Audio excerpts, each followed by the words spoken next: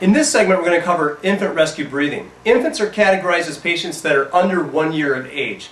Neonates are going to be under 1 month. When we check for signs of responsiveness, we're going to tap on the feet of the patient or stimulate the body of the patient. If the patient is unresponsive, it is at this time that we activate EMS.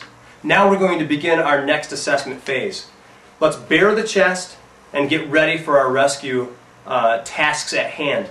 We're going to make sure that the baby is in a neutral or sniffing position airway-wise. We're going to then look, listen, and feel for breathing.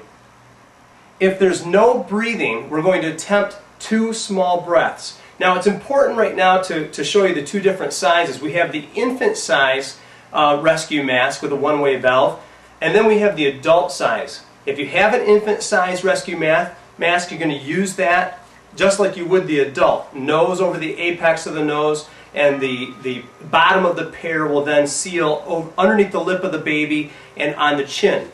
If you're using an adult mask, you're going to not have it the same as you would for an adult, but you'll literally flip it around upside down so that it seals over the full face of the baby.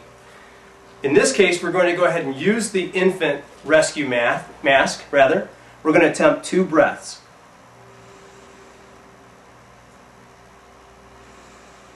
As we attempt those 2 rescue breaths, we check for chest rise and fall.